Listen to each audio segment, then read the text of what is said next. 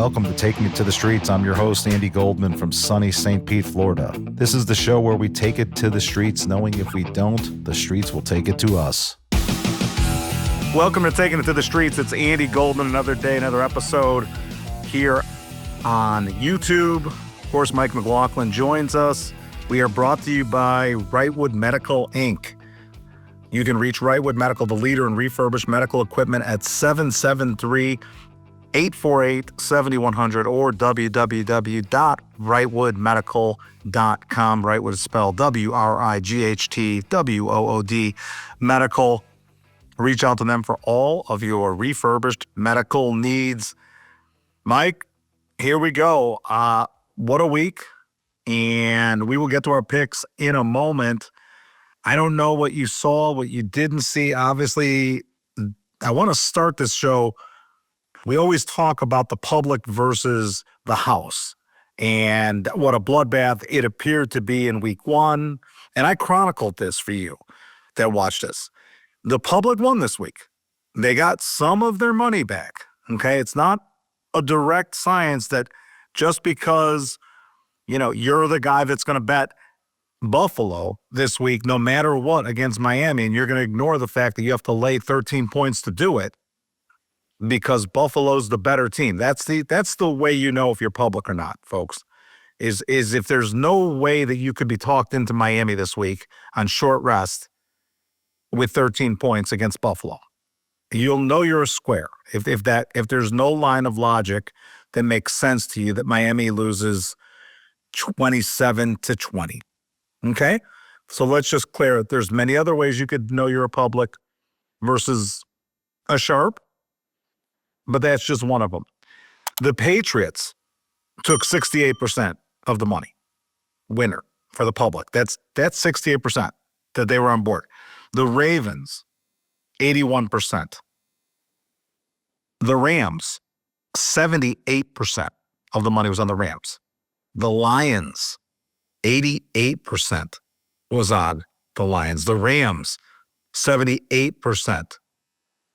The Falcons, that shocks me. 78% of the money is on the Falcons. As a dog, people I smartly fell in love with the 3.5, not the 3 that the Falcons got, and took the house at a 78% clip. Now, where did the house get it right? Where did the house win? Dallas. Okay, the squares were all over Dallas at an 89% clip, and the house was very lucky to get out alive there. Or this really could have been a public bloodbath against the house. The Jets, 67% of the money was on the Jets against Buffalo. That's a loser. 69% of the money was on Steelers, and 81%, surprisingly, or actually not really surprising, were on the Chiefs. So the house really needed the Chiefs. They needed the Eagles in that late game. Mike, take it from there. It's not a proven science, right? I mean, the public does win. It wouldn't be, nobody would go if the house just won every single week. Well, I need to officially proudly declare myself a square. I don't look at it necessarily the same way. Again, we talked about this last week. If you knew who the winner of the game was, you would have gone 14-2 this week against the spread, regardless of the spread. The Cowboys and the Cardinals were the only two teams that won the game and did not cover. Every other team, if you knew the winner, went 14-2, which, again, I try to look at it not so much as the spread, because I think the spread gets too much credit. Because it's impossible. It's impossible to figure out what the line is. They factor it in. And they get it right sometimes. And I'm always amazed. People are like, "Oh my God, did you see the spread? Man, how did they know that?" It's like they didn't. They're calculating things like you said.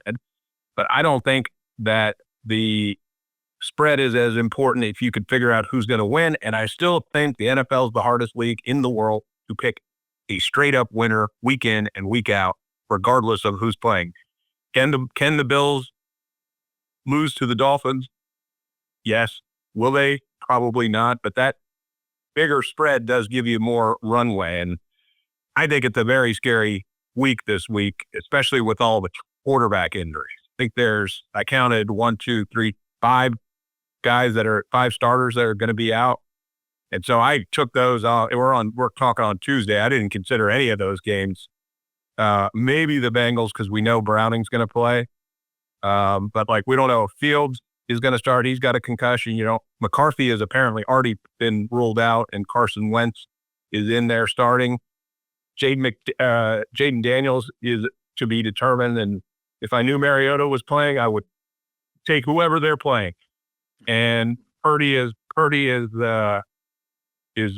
probably going to be out because he's also got turf toe, which I looked up. It doesn't sound like it's bad, but then it's got a terrible name because it sounds like it's not a horrible injury. It's a really bad injury. So it's funny, Mike. I looked it up while watching games this weekend too, because it does sound benign and it does sound like something like, and it is a big deal. If you really look it up on Google, your toe is inverted, your big toe is inverted upwards, and there is surgery that's required, and of 3 months and minimum to recover from. It's a big deal. You'd be hobbling. You'd be completely ineffective if you were out there with turf toe. Oh, absolutely. It needs better marketing, because turf toe doesn't sound like a scary injury, but I remember Testaverde having it years and years ago and thinking, well, can he play? But right now that I know what it is, and I'm a little more sensitive to injury. Exactly. Exactly. So, Mike, give us some of the things you learned this week in the NFL. Well, one of the things I thought at the Dallas game, I watched Brandon Aubrey line up for that kick to go to overtime. And I was watching him. I was looking at it. I said to myself, there is no chance this guy is going to miss this kick. I mean, he is a legitimate weapon. I hate ever complimenting kickers, but when you've got a kicker like him, I said to the group of people I was with watching the game, I was like, all you got to do is get to the 50, and it's in that guy's range. That's insane. If you start, especially when the kickoff, you start at the 35, that's 15 yards. So you have to do exactly like what the Bucs did last night when they held the ball till 6 seconds, because the kickers have become so effective. I mean, it's insane to me that you can. He kicked that 64. It would have been good from 75. I mean, that thing was a rocket. Well, how about the play before, Mike? They were in a running play. Yeah. So they were completely content with where they were on the field. Yeah. That reminds me of something Marty Schottenheimer would do, and that's because it's his son calling. But you're right. I mean, calling a running play there, you would think, who would do that? But when you have a weapon like that, it's insane. So he's breaking the record this year. I mean, Tucker's record is getting broke sometime, and I think it'll be 70 plus. I know Little did it in Jacksonville in the preseason, yes, but Aubrey he's going to get paid, and I'm sure Jerry Jones will find some way to screw that negotiation up as well. But I don't know if you noticed it, the officiating this week was just obnoxious. I mean, they had more flags. I mean, I think the two of the games I saw, there were over 20 plus flags. Like the Giants Cowboys game, nobody wants to see the refs. I understand when there's blatant issues, but you can call a penalty on every play. Nobody wants to see that. I don't think it's anything that, they always seem to have 1 or 2 weeks where the game is dictated. Like the leverage call in the Colts game, you can push a guy forward, but you can't touch a center when he's snapping the ball. I don't understand the difference between those two things. And I may be bitter because I had the Broncos my wife had the Broncos in the depth pool. And they should have won that. And it's really hard to have lost a game thus far in the year since it's been chalk. But I thought that the offensive line play around the league has been particularly bad. But I will say the Bucs holding up. I mean, they are playing. How many teams can you say are 2-0 with 4 different starters playing 4 different out of position? I mean, their center is playing left tackle. I don't know how many Fetters in the league can play left tackle, but Graham Barton did it, and he went up against, one of the better defensive linemen in the league and held his own. Now, was he perfect? No. I mean, they gave up a lot of pressure, but they ran the ball shockingly down the Texans' throat for that whole game. I was surprised because they didn't get the running game on track last week at all, but they're doing it with a mishmash cast of guys. I mean, they've got two second stringers and multiple guys playing out of position, like the left guard's playing center. But if you look around the league, the offensive line play has been bad, I think. The other thing, the Steelers, I'd be concerned if I'm a Steelers fan with their defense. I mean, 2 weeks in a row, they've given up 30 points. Everybody wants to look and blame Aaron Rodgers, and I will be the first to do that any chance I can. But you can't give up 30 points in a week. And that, I don't know if you saw the special teams play where it hit the guy's hand too. Everybody was sort of saying, oh, wow, that's not even, his fault, or kind of trying to give him a pass because the ball hit his hand and then landed in behind him, and he didn't go running after it, and the Seattle picked it up. I mean, I don't know. I mean, Tomlin has always had really well coached teams, and that was surprising to me. And then the Tom Brady situation, this is probably relevant for Bears fans because, he's doing the Bears Cowboys game this week. He's allowed to now meet they changed the rules. Last year, he wasn't allowed to meet with people. He can do it virtually, but he gets to meet with the coaching staff. Well, who do the Bears play the week after? The Raiders. He's the part owner of the Raiders. I mean, so now when these guys are meeting with Brady, what insight are they going to give him? And, why are we bending over backwards for Tom Brady? I mean, listen, he won the Bucs the Super Bowl. I'll always be grateful. Seems like a weird dude. Wouldn't want to have a beer with him. I'd much rather have a beer with Peyton Manning, and I know Tom Brady is a much better quarterback in my opinion, but I don't understand why they're allowing him the access that they're allowing him. And if I'm the Bears, I'm like, well, what the hell am I going to tell this guy this week? I'm not going to tell him anything. Right. So, and the Bears continue their tradition of being the offseason champs. Everybody said they made every move right. Last year, it was like, oh, they got a Dunze, they got Keenan Allen. This year, they cleaned up the offensive line, and they got the greatest coach in the universe, and then they got their heads kicked in again. So I think it's going to be some growing pains for the Bears for a while, unfortunately. I think this week, Mike, you quote me, the winner of that Dallas Bears game is going to the playoffs. In this NFL, which is loaded with parity, the winner of that Bears-Cowboys game is going to the playoffs. Bears have nothing to hang their head about. They got drilled at Detroit. They got drilled at Detroit, joined the club, and they let their guard down against Minnesota. It's a complete buy low opportunity with the Chicago Bears right now. I'm usually their biggest enemy and detractor. This team's not that bad. They're really not. So deep breaths with the Chicago Bears is my first thing. I want to go back to something you talked about a second ago, which was officiating. Can you explain to me the definition of pass interference? Does the defender have a chance in hell to defend per the rule book? Is the first part of the question. Second part of the question is, does the defender have to make eye contact with the ball, turning his body around before, or can the ball strike him while, in his helmet while he makes no effort to turn around for the ball? So I've got a couple of different questions there about pass interference. Saw one last night that looked pretty egregious with the Chargers and Raiders late game, where the guy makes no effort to turn around from the Chargers, and they go no call with it. Well, they got rid of face guarding years ago.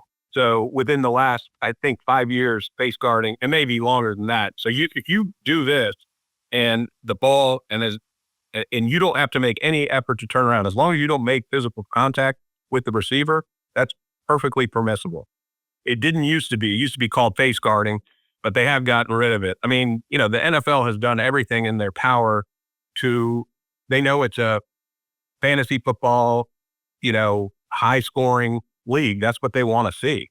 So they've done everything they can to make it a offensive showcase as opposed to a defensive showcase. I mean, but it is, some of the calls, like Mike Evans gets called for offensive pass interference once a game, and most of the time you could call it. It's just he happens to be stronger than most wide receivers. But it seems like there are certain guys that get calls. It's the Jordan rules, like in basketball. Certain receivers get it, anything close. But I think you can call it almost every play, and I think what I don't like is if you're going to call it, just call it consistently throughout the game for both sides. But they don't seem to do that, and then at the end of the game, they'll swallow their whistles. But yes, you can do the helmet thing. Yeah.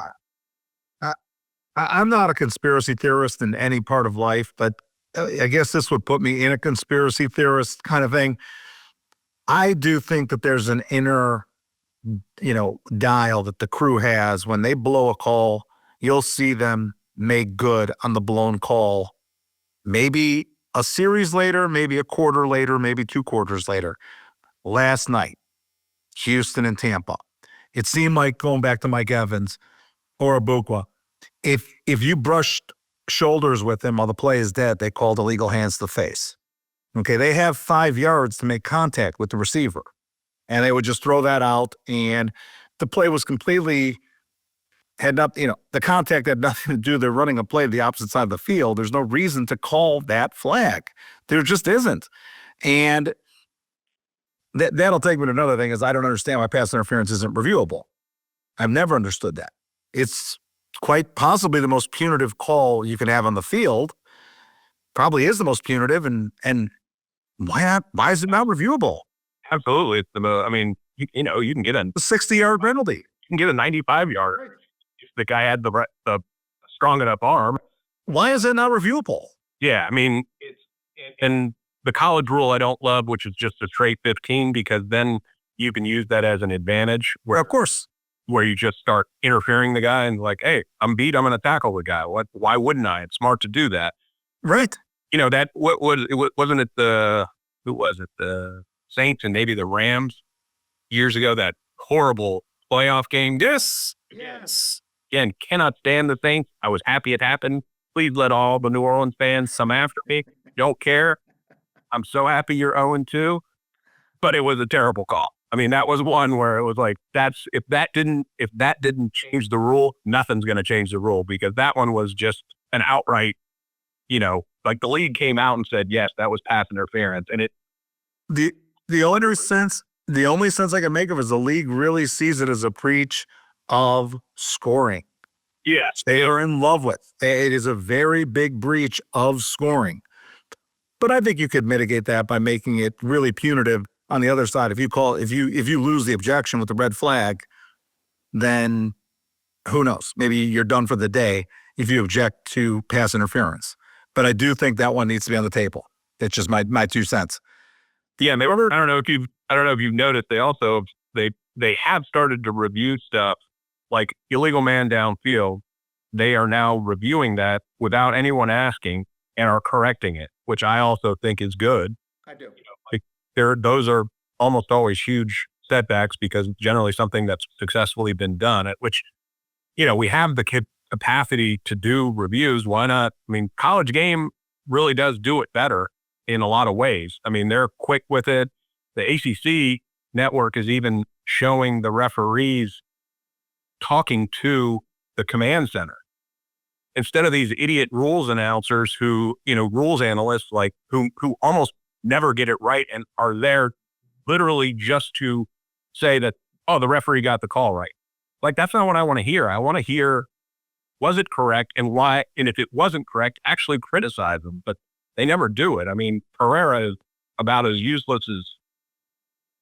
I agree. And it just goes to show you, they talk about how tight the coaches fraternity is, but they never talk about how tight the refereeing fraternity is. And it's tighter than the coaching fraternity. These guys don't get fired.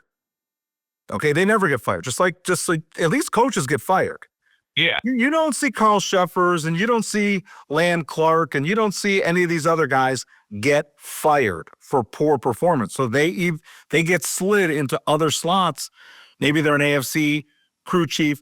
Next year you see them in the NFC. So folks, the refereeing fraternity is as tight, if not tighter, than the coaching fraternity. It really is. And I have no idea why refereeing isn't their full-time job. Most of them are lawyers, right? Real estate agents, and, these guys, they're all ancient. I mean, it's like our Congress where people just stay in there forever. I mean, don't we want young, fit people who are able to see everything and who are training all year round? I mean, every other league doesn't have 17 games, but if one league could afford to pay for full-time referees as their main job, it's the NFL, and have them be, much better at their job instead of weekend warriors. I mean, it's not the 1950s anymore. This is, these guys need to be on top of it. So But Mike, the NFL's in love with saving a buck. That's part of the shtick with the NFL. They love that they don't have to pay for a farm system. They love that they can just have college football be their farm system. They love they don't have to hire refs full time. There's things where they cut corners, which it's just ridiculous. Yeah, it comes at an expense of the overall quality. Absolutely. But they're in love with stuff like that. They're absolutely in love with that. No, that's for certain. This episode of Taking It to the Streets is brought to you by Wrightwood Medical, the leader in used and refurbished medical equipment.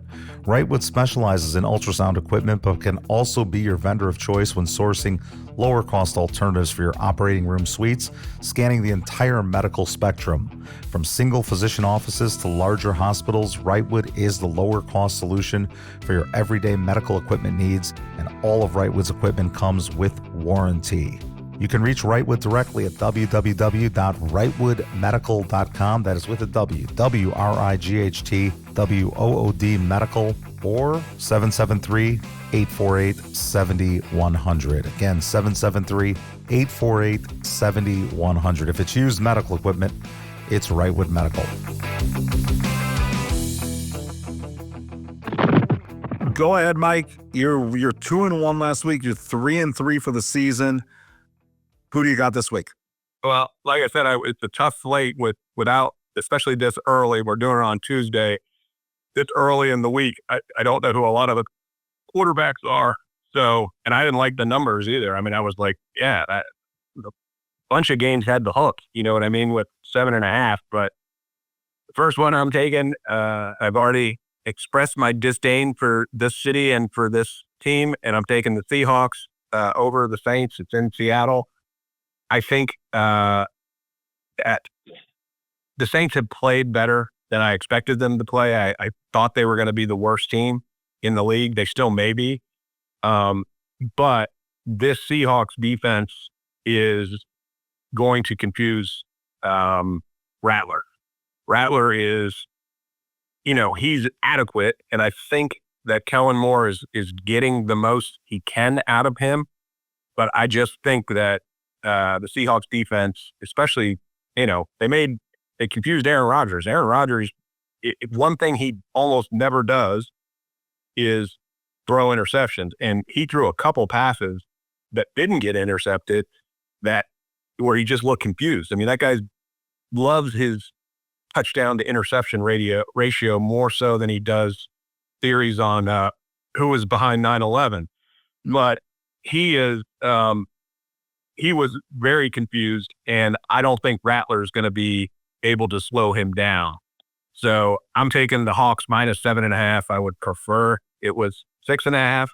I know you're not supposed to take the 7.5, but I have a feeling. But why are you getting so uptight about it, Mike? You're the guy that over multiple shows now you've talked about how the line doesn't matter. It doesn't. I don't. Then why are you so squeamish about it? Because it just exposes my squareness, which is what I enjoy. I embrace being a square, so I'm not ashamed of it. I should be out proudly, wearing my square uniform, but You could next time. Why don't you come on the show with a Bucky Irving jersey on? I will. Except I'm an adult and I don't wear another man's clothing, and that's just a personal policy, and that will be it. And then you're not really square. Next game I took was, God, I'm just taking team that I can't stand, and I'm taking the Steelers versus the Patriots. I took the Steelers. I think Miami made New England look better than they were. That game was in the balance. That was not like, hey, the New England went into South Beach and dominated them. It's always good when Robert Kraft gets a happy ending in South Florida, which he did on Sunday. But to me, I think Pittsburgh gets it right this week. I think the defense gets it right. I still think New England's offensive line is a work in progress. They took the kid Campbell from LSU this year, and he's played well, but TJ Watt's a different animal, and giving up 32 weeks in a row is a problem, I think. And I think it's going to get rectified because I believe in Tomlin. I mean, Tomlin doesn't tolerate mistakes, and they're coming off a game that they could have won against the Seahawks. And I think they're going to take them. So I think that one was 1.5, and it's in New England, and I'm not afraid of Foxborough.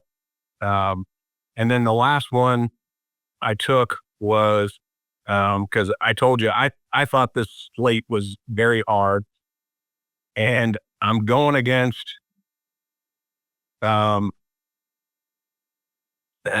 Young. I'm following your lead from last week. You kind of got jobbed in that. Not kind of got jobbed. I mean, you're the only onside kick that got converted so far this year, and that killed your cover with the Cardinals. But I did warn you, never trust Kyler Murray.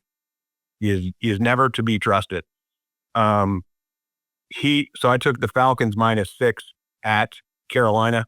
I never like taking a team that's 0-2 because I think you're getting a wounded dog game where they're going to give you everything they got.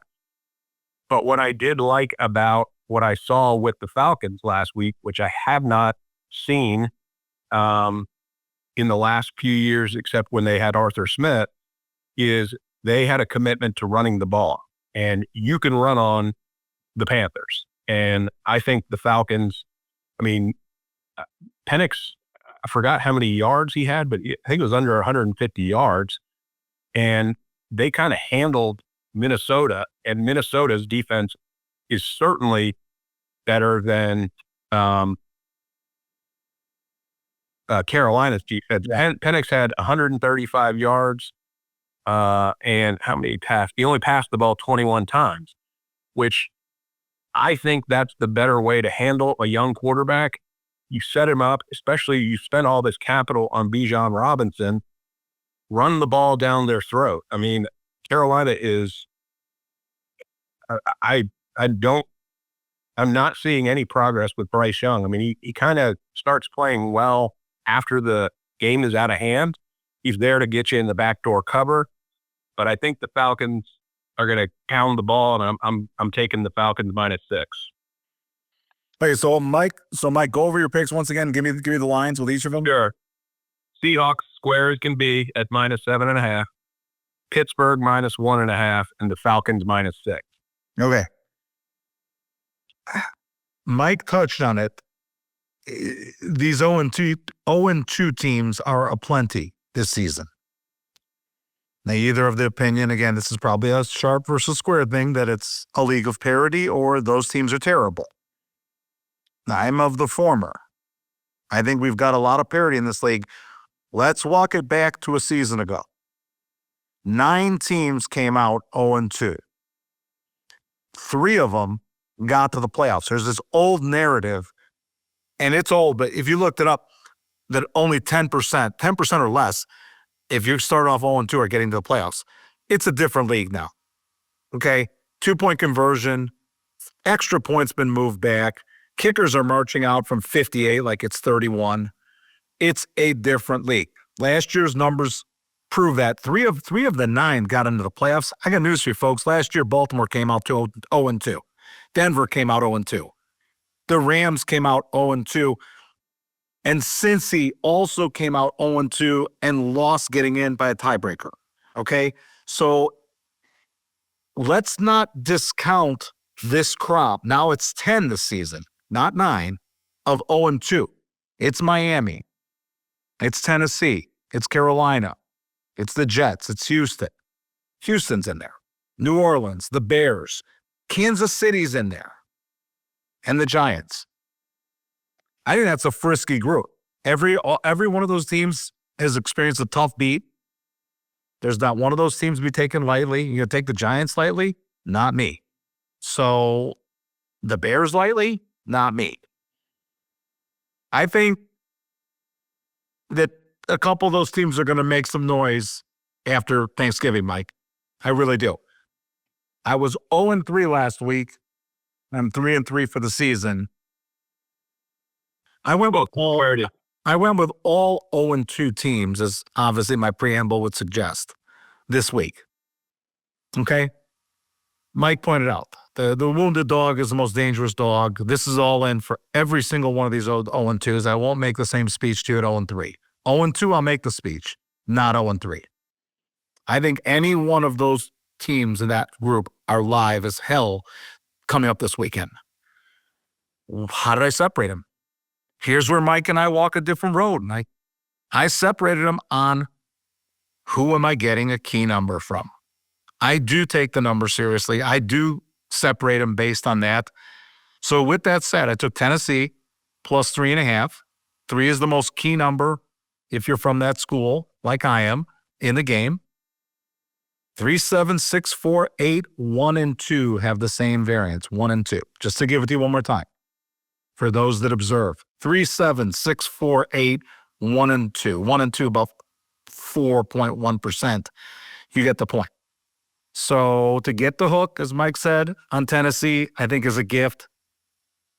Tennessee plus 3.5 over Indy. Indy hasn't punted this season yet. Are you serious? Indy's 2-0. Talk about a team trading high. Give me as much Tennessee as I can handle, as you can stomach. Cleveland, plus 8.5 against Green Bay, another team that I think's had a very favorable schedule. They come out at home against Detroit. They get Detroit at home. Then they get a short week against a banged-up Washington. That's favorable. Now they're going to play a real defense. Cleveland's good for one of these a season, Mike. It's one of these a season where this is a death pool buster kind of spot. They're good for this. A couple of years ago, if you remember, they were 1 or 2 wins, marched out Jacoby Brissett and beat San Francisco outright at home and blew up a lot of the death pool. So this reeks of that Cleveland game. How did I get on them? Again, the number. I'm just in love with the 8.5. We're going by DraftKings number at this moment in time, as we always do. So I don't know if the 8.5 is generous or if I took a bad number, but that's what it is currently right now at DraftKings. I think that number is going to go up, don't you think? I don't. I think it'll go down. I don't. Because I think sharp money who believes in key numbers are going to take those the 8.5. I think it's going to go 7.5, maybe 7. That's just my opinion. And the last one, I'll take the Giants over Kansas City.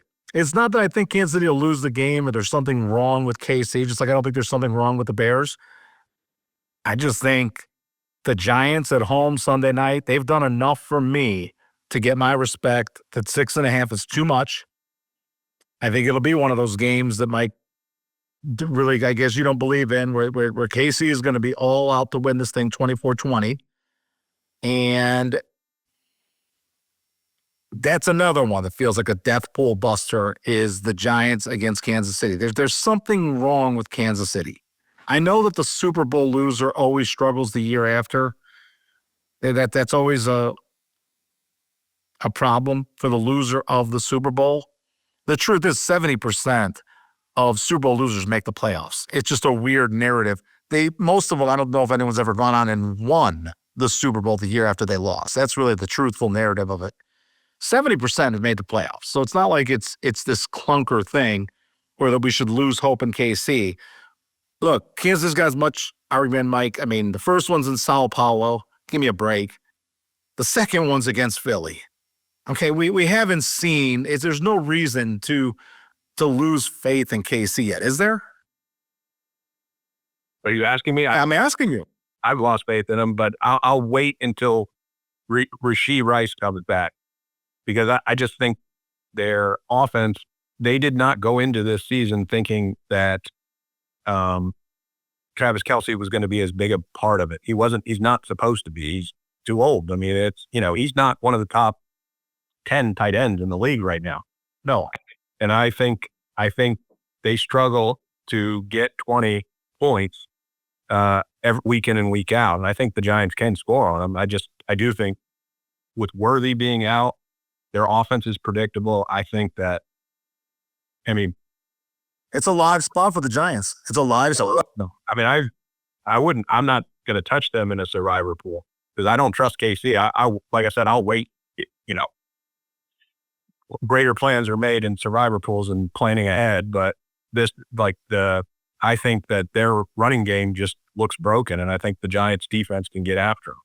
So I do think there's something wrong, and I'll give Mahomes credit for keeping them in it, but that offense is painful to watch. I don't even see it 6 more times on national television. Definitely. Okay, folks, programming note here on Taking It to the Streets. Next week, Mike and I'll be back grinding away, trying to get above 500 for you. We're both 3-3 right now. That's got to change. Something's got to give here. I will be heading to New York City this weekend, to hook up with our longtime Taking It to the Streets buddy, Rich Beam. Rich is going to be in New York for the upcoming Ryder Cup. And long story short, Rich was like, hey, the show must go on. I know this Mike McLaughlin's trying to steal my chair down there in Tampa, but let's do something for the Ryder Cup.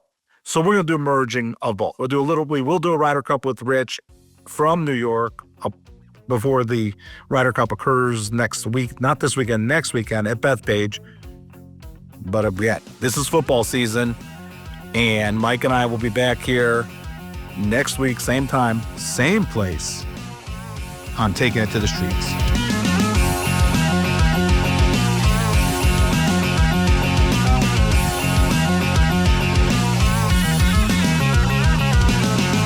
Goodbye from St. Pete. And remember, folks, you're only as good as your last trade, so never too high, never too low, till we meet again.